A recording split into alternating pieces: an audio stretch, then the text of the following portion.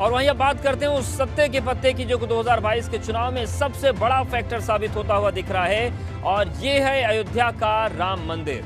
अयोध्या में राम मंदिर बनने का रास्ता साफ होने के बाद से इसके विकास के लिए बड़े काम हो रहे हैं, और ऐसे में इनका बड़ा फैक्टर जो है, इसका फायदा भाजपा की झोली में जाता हुआ नजर आ रहा है। हालांकि दूसरे दल दूसरे मुद्दों के साथ जरूर भाजपा को घेरने की कोशिश करते दिखाई दे रहे हैं, लेकिन राम मंदिर का माइलेज भाजपा को ही मिलता हुआ नजर आ रहा है। एक बार फिर से रुक करते हैं अवध क्षेत्र के जानकार और वरिष्ठ पत्रकार विजय उपाध्याय जी का।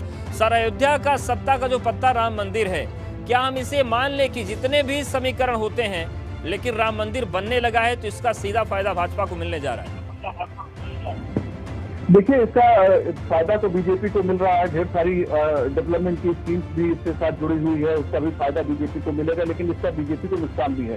खासतौर से भूमि अधिग्रहण को लेकर वहाँ चाहे एयरपोर्ट का मसला हो या शहर में जो दुकानें हटाने का मसला हो, जहाँ सड़कें चौड़ी हो रही हैं, या फिर जो जमीनें गांव के इलाके में एक्वायर की गई हैं, वहाँ पे इसकी वजह से लोगों में थोड़ी नाराजगी है। लेकिन इंटायर अयोध्या का डेवलपमेंट होगा, ये लोग मान रहे हैं। लेकिन जमीनें जिस तरह से ली जाने की जो प्रक्रिया, उसमें ढेर सारे विरोध के स्वर भी उठे हैं। एक और वहाँ पे इम्पोर्टेंट फैक्टर ये भी है, बीच में ये भी चर्चा चली कि खुद स्वयं उत्तर प्रदेश से मुख्यमंत्री योगी आदित्यनाथ भी संभवतः बीजेपी के वहाँ प्रत्याशी हो सकते हैं। इस बात की बनी छिपी चर्चा अभी भी अयोध्या में चल रही है। तो अगर ऐसा कुछ होता है तो पवन पांडे जी के सामने बहुत मजबूत चुनौती होगी।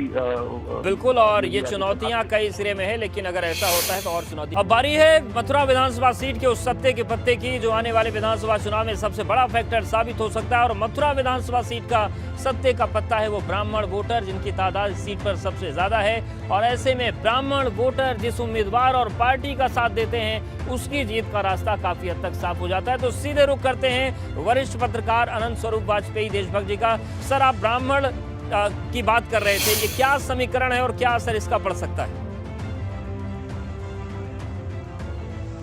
देखिए, ऐसा है कि ब्राह्मण वोटर जो है वो हमेशा धार्मिकता से जुड़ा हुआ है, और जिस प्रकार से योगी जी ने तीर्थ स्थल यहाँ पे घोषित किया, उस हिसाब से एक तो ये फैक्टर उसमें लाएगा। दूसरा है राम जन्मभूमि का जो फैक्टर है, उसने हमेशा मथुरा को प्रभावित किया, तो इसलिए। और तीसरी जो बात आती है वो मोदी फैक्टर है।